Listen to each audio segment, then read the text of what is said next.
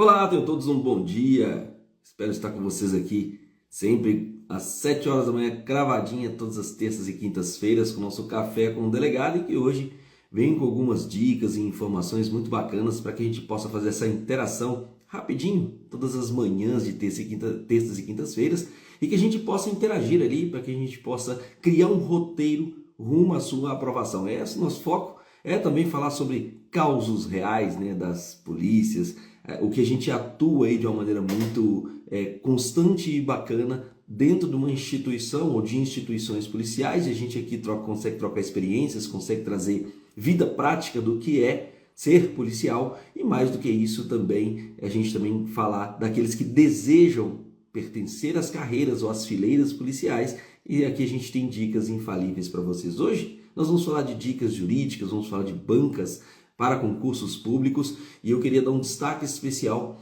para crime de lesão corporal, crime de homicídio praticado contra pessoa da segurança pública, praticado contra pessoa das Forças Armadas. Vou dar dois destaques aqui especiais, e esse episódio ele tem essa finalidade de traçar com vocês roteiros rumo à sua aprovação, mas também dar essas dicas para que vocês possam se inteirar, inclusive de notícias que acontecem no nosso dia a dia.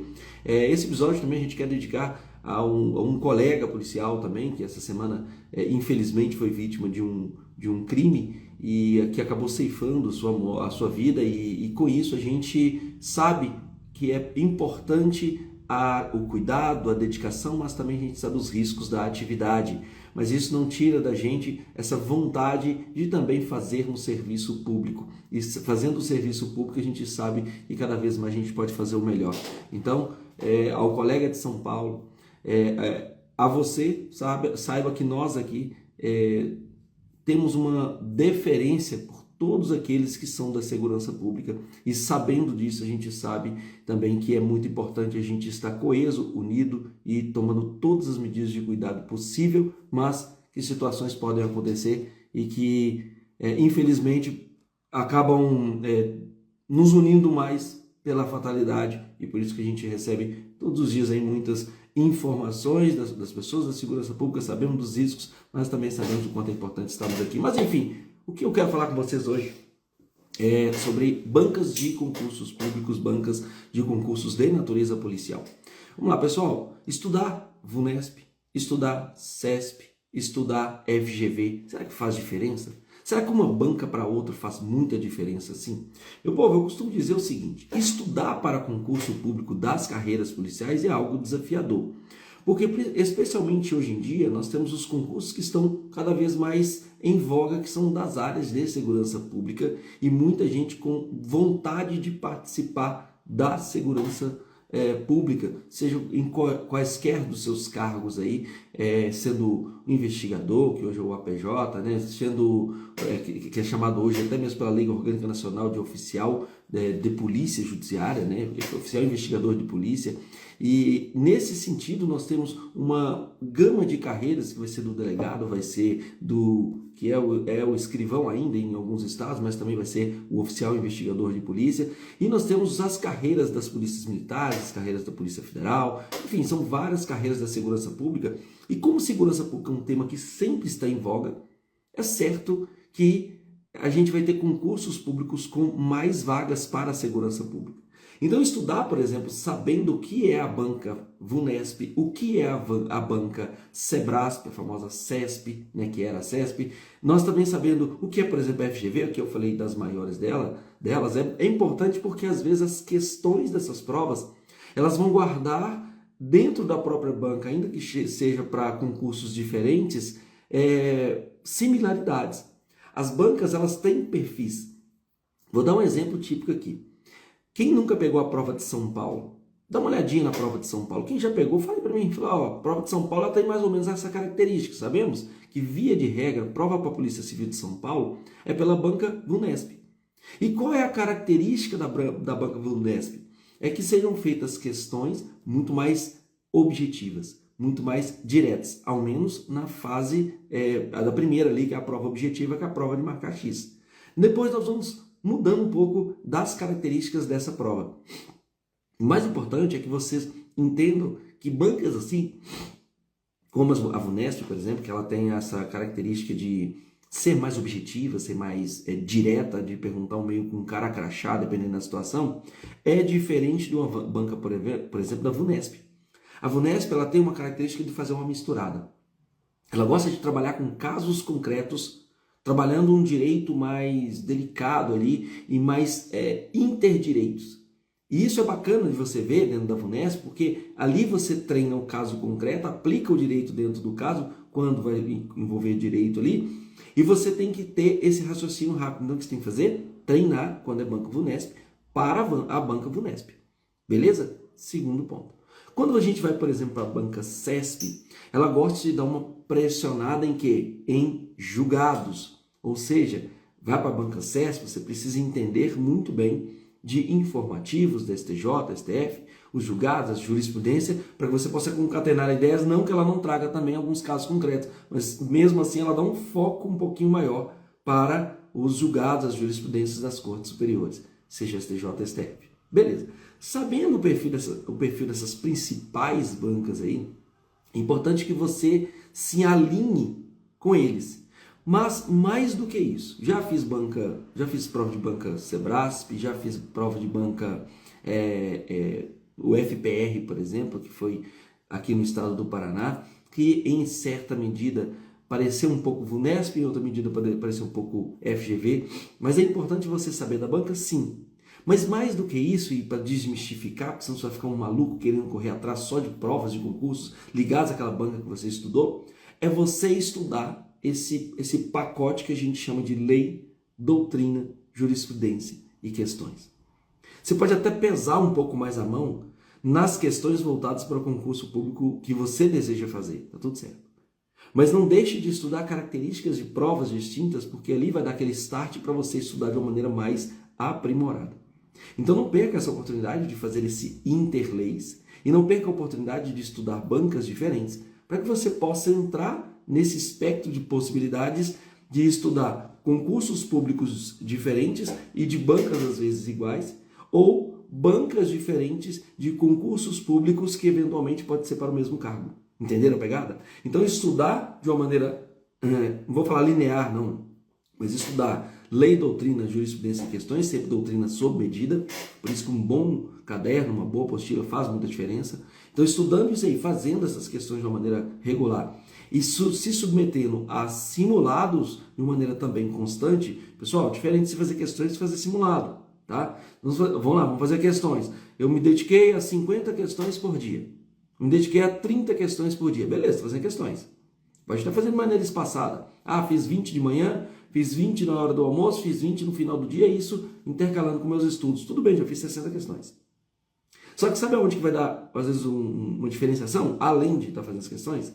É você, por exemplo, estar fazendo um simulado com controle de tempo. Então, você vai fazer um simulado num sábado, e depois de 15 dias você vai fazer um simulado completo. Ah, o que é simulado? Imprime a prova e faz. Não tem segredo. Você vai ali, sentar, fazer a prova, cronometrar tempo, não tem celular, não tem WhatsApp, não tem Instagram, é como se você estivesse no local de prova. Entrou, fechou a porta, deixou o celular do lado de fora e começa a fazer aquele simulado completo, inteiro. Depois você vai lá e corrigir. Isso é fazer simulado, isso é se treinar. Por que você faz isso? Ah, professor, será que tem necessidade? Tem, porque eu já vi gente morrer em prova. Morrer, que eu falo no sentido figurado, claro. Porque o sujeito às vezes conhecia muito, mas não tinha controle de tempo. Então, numa prova de 100 questões, e recentemente eu contei isso para vocês aqui, o sujeito foi lá e chegou na questão 80. Não conseguiu finalizar a prova. Então, às vezes, ele pode ter acertado as 70 questões de 80. Ele ficou de fora. Ao passo que se ele tivesse um melhor controle de tempo, ele conseguiria organizar esse tempo melhor. E como é que eu organizo meu tempo melhor? Treinando o meu tempo. Então, eu vou ter que saber que 100 questões, numa prova de 4 horas, vai me dar 25 questões por hora. Só que eu não posso esquecer que eu tenho que passar essas questões por gabarito, se for questão objetiva. Então eu já vou ter que tirar meia hora dessa brincadeira aí. Sacaram o esquema? Então qual que é o meu ponto mais seguro? É talvez começar a pensar em 30 questões por hora. 30 questões por hora dá 1 a cada 2 minutos. Sacaram o esquema? Então uma prova de 5 horas, eu vou ter que considerar 4 horas e meia. E numa margem segura eu consideraria 4 horas, o que daria 25 questões por hora. 25 questões por hora vai dar mais ou menos 2 minutos e 30 segundos para cada um. E se você não tiver esse controle dessa circunstância que eu acabei de colocar, você não vai entender o que é a hora de fazer prova. Porque não tem, eu vou dizer um jargão aqui, não tem moda zaralho em prova. Não tem. A não ser que você queira ser o primeiro escalão do que eu sempre falo, que é um inscrito em concurso público. Inscrito, candidato, concorrente. Para você passar, você tem que estar nesse terceiro escalão aqui. Não adianta. Inscrito, candidato, concorrente. O inscrito tá ali, é mais um daquela multidão ali. Eu vim aqui porque o papai falou, eu vim aqui porque eu quero mudar de vida, mas até agora eu não tomei decisão. Esse é o inscrito em concurso público. E agora eu quero falar do candidato. O candidato já sabe se organizar, ele já começou a andar com o concurso, ele já começou a saber como é que tem material, ele já começou a realmente fazer questões, mas ele ainda não está no modo concorrente. O candidato, ele ainda não briga pelas vagas, ele é só um candidato. E o concorrente? O concorrente pegou no chifre. O concorrente, ele começou a entender como é que funciona o concurso público.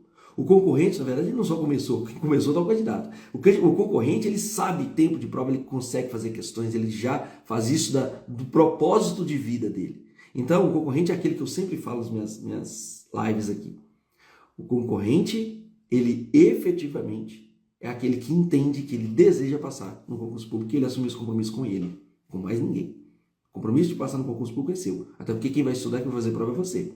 Então, independentemente da sua condição e dos seus motivos, o primeiro acordo que você faz para passar no concurso público é com você mesmo. Fez esse autoacordo, o que é muito bacana, mas nós vamos para o plano B, vamos tocar essa meta.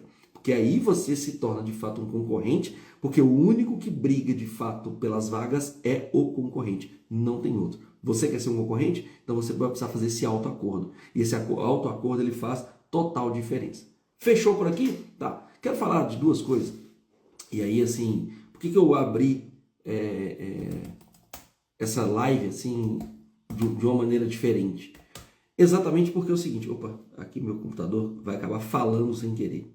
Enfim, tivemos essa semana uma infelicidade de um colega que acabou sendo morto aí durante um assalto, né? Infelizmente aí. O colega, ele é o Josenildo, então ele foi até aluno nosso da dedicação dela, acabou tendo ceifado a vida dele. E isso me fez pensar, além de toda a condolência assim, à família, aos colegas também do Estado de São Paulo, aos colegas da polícia como um todo, que sentem, né, objetivamente, eu comecei a pensar sobre, cara, deixa eu falar com o pessoal, além de dar dicas, mas eu queria hoje também falar sobre crime. Qual crime? De casos envolvendo pessoas da segurança pública e o próprio crime de latrocínio.